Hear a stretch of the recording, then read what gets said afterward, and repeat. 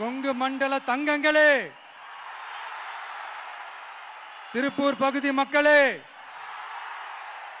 உங்கள் அனைவருக்கும் என்னுடைய வணக்கம். டே ஆஃப்டர் டுமாரோ 16th அன்னைக்கு நம்மளுடைய தேர்தல் வாக்குறுதிகளை ஒரு புக்கா வெளியிடுறோம். அதுக்கு முன்னாடி இங்க சில பாயிண்ட்ஸை மட்டும் உங்களுக்கு படிச்சுட்டு போயிடுறேன். அதை மட்டும் கொஞ்சம் கவனமா கேளுங்க ப்ளீஸ் நண்பர்களே. ஓகே, ஆல் வெல் தேர், ஆல் வெல். பேசலாமா? கொஞ்சம் அமைதியா இருங்க ப்ளீஸ். நெசவாளர்கள், சிறு குறு நடுத்தர தொழில்கள் மற்றும் விவசாயிகள் மற்றும் காவல்துறையினர் சம்பந்தமான நம்மளோட அஜெண்டா சிலதை உங்ககிட்ட நான் படிக்கிறேன்.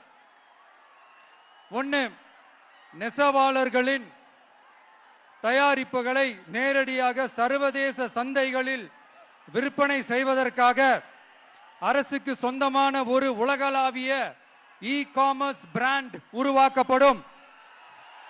மேலும் முக்கிய நகரங்களில் வெற்றி தறி விற்பனை நிலையங்கள், ஷோரூம்ஸ் அமைக்கப்படும். இரண்டாவது, நிலையற்ற நூல் விலை மற்றும் மின்சார நெருக்கடி சுமையை பகிர்ந்து கொள்ள கைத்தறி மற்றும் விசைத்தறி வைத்திருக்கும் ஒவ்வொரு நெசவாளர் குடும்பத்திற்கும் ஆண்டுக்கு 30,000 ரூபாய் வங்கி மூலம் நேரடியாக நமது டிவிக்கு அரசு வழங்கும். மூணாவது, கைத்தறிகளுக்கான இலவச மின்சாரம் 500 யூனிட்டுகளாகவும் விசைத்தறிகளுக்கான இலவச மின்சாரம் 1500 யூனிட்டுகளாகவும் உயர்த்தப்படும். அடுத்தது, நெசவாளர்களின் உற்பத்தி செலவுகளை குறைப்பதற்காக அவர்கள் வழங்கும் நூல், சாயங்கள் மற்றும் ரசாயனங்களுக்கு நமது டிவிக்கு அரசால் 50% மானியம் வழங்கப்படும். அடுத்தது, நமது டிவிக்கு அரசில் அனைத்து நெசவாளர்களுக்கும் ரூபாய் 10 லட்சம் ஆயுள் காப்பீடு வழங்கப்படும். மேலும் நெசவாளர்களின் முதியோர் ஓய்வூதியம் மாதம் 3000 ரூபாயாக உயர்த்தப்படும். குறு சிறு மற்றும் நடுத்தர தொழில்களின் வளர்ச்சி, லட்சக்கணக்கான வேலை வாய்ப்புகளை உருவாக்குற துறையில ஒண்ணுதான் இந்த MSMEs. இந்தியாவிலேயே அதிகமான MSMEs இருக்கிற மாநிலங்கள்ல நம்ம தமிழ்நாடும் ஒண்ணு. ஆனா இப்படிப்பட்ட இந்த பெருமைக்கு இன்னும் மிக பெருமை சேர்த்தது யார் தெரியுமா? இந்தியாவிலேயே அதிகமான MSME நிறுவனங்கள் மூடப்பட்டதுல தமிழ்நாடு தான் 2வது மாநிலம். இந்த பெருமையை உண்டாக்குனது தான் திமுக ஆட்சியோட மிகப்பெரிய சாதனை. இப்போ இந்த குறு சிறு மற்றும் நடுத்தர தொழில்களோட வளர்ச்சிக்காக நம்ம டிவிக்கு அரசு என்னெல்லாம் செய்யும்னு கொஞ்சம் பார்க்கலாம். முதல்ல, நெருக்கடியில் உள்ள குறு சிறு மற்றும் நடுத்தர நிறுவனங்களுக்கு உதவுவதற்காக ரூபாய் 15,000 கோடி ஸ்டேட் கிரெடிட் கேரண்டி ஃபண்ட் உருவாக்கப்படும்.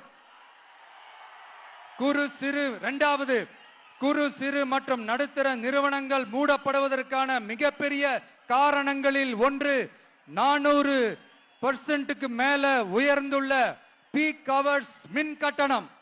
இது குறிப்பாக ஜவுளி துறையில் உள்ள குறு சிறு மற்றும் நடுத்தர நிறுவனங்களை பாதித்துள்ளது. டிவிக்கு குறு சிறு மற்றும் நடுத்தர நிறுவனங்களுக்கான MSMEs இந்த பீக் ஹவர்ஸ் மின் கட்டணத்தை நமது டிவிக்கு அரசு நிறுத்தி வைக்கும். அடுத்தது, விரிவான ஆய்வுக்கு பிறகே மின் கட்டணத்தை முறைப்படுத்தும். மேலும் குறு சிறு மற்றும் நடுத்தர நிறுவனங்கள் அடுத்து வரும் 5 ஆண்டுகளுக்கு 100% மின்சார வரி விலக்கை பெறும்.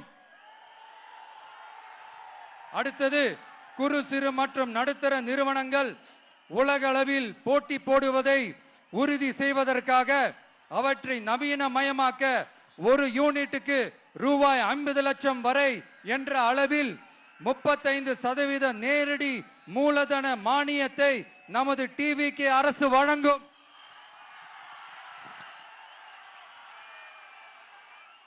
அடுத்து நம்ம எல்லாருக்கும் சோறு போடுற நம்ம தெய்வங்களான விவசாயிகளுக்கான அஜெண்டா கொஞ்சம் படிப்போமா? 5 ஏக்கருக்கு குறைவான நிலம் உள்ள விவசாயிகளுக்கு வேளாண் கூட்டுறவு சங்கங்களில் வாங்கிய பயிர்க்கடன் முழுமையாக தள்ளுபடி செய்யப்படும்.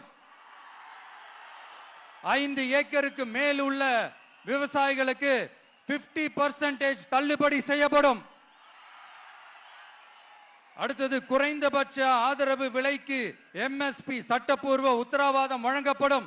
நெல்லுக்கு ஒரு குவிண்டாலுக்கு 3500 ரூபாயும் கரும்புக்கு டன் ஒன்றுக்கு 4500 ரூபாயும் வழங்கப்படும்.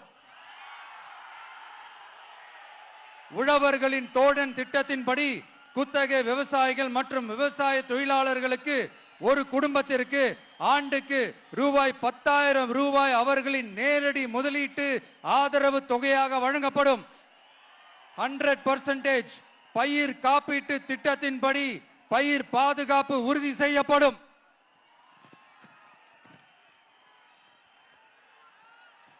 கடைசியாக நமது அரசு ஊழியர்கள் நலன்.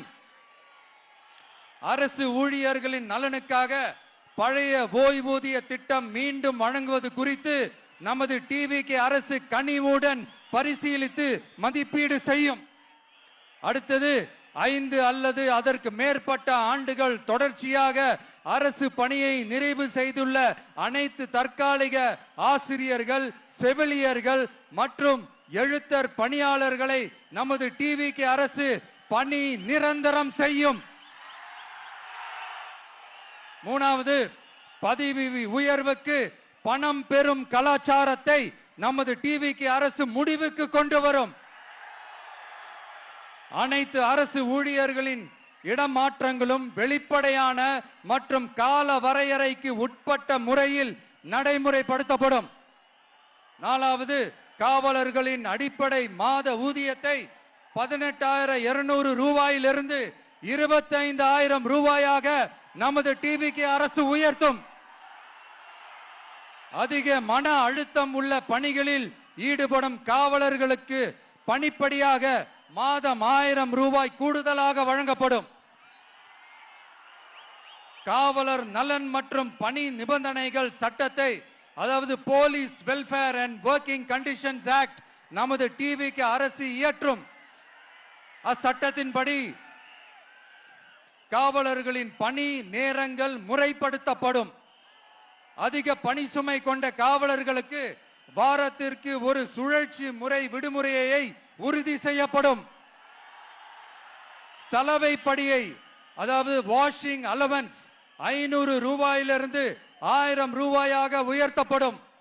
மேலும் மதுரை, கோயம்புத்தூர், திருச்சி, திருநெல்வேலி, சேலம் மற்றும் வேலூர் ஆகிய இடங்களில் காவலர் நல மருத்துவமனைகள் நமது டிவிகே அரசு நிறுவும். கடைசியாக பெண் காவல்துறை அதிகாரிகள் பாதுகாப்பு நெறிமுறை அல்லது பாதுகாப்பு பணிகளுக்கு பணியமர்த்தப்பட மாட்டார்கள். பெண் காவல்துறை பணியாளர்களுக்கென தனி ஓய்வறைகளும் நடமாடும் டாய்லெட் யூனிட்டுகளும் அமைக்கப்படும்.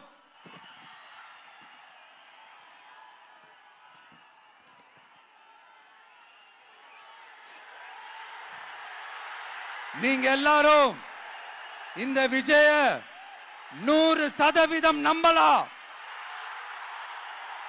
நான் உங்களுக்காக மட்டும்தான் வந்திருக்கிறேன். உங்களுக்காக நன்றி கடன் செலுத்துறதுக்காக மட்டும்தான் வந்திருக்கிறேன். போய் வாக்குறுதிகள் கொடுத்து நான் உங்களை ஏமாத்த மாட்டேன்.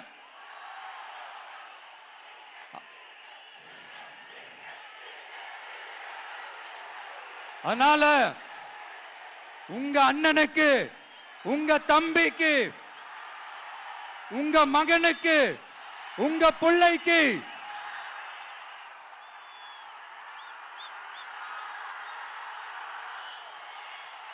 ஒரே ஒரு வாய்ப்பு கொடுங்க. தயவு செஞ்சு விசில் சின்னத்துக்கு ஓட்டு போடுங்க. இது ஒரு விசில் புரட்சி தேர்தலா இருக்கணும். கான்பிடென்டா இருங்க, நல்லதே நடக்கும். வெற்றி நிச்சயம், வெற்றி நிச்சயம், வெற்றி நிச்சயம்.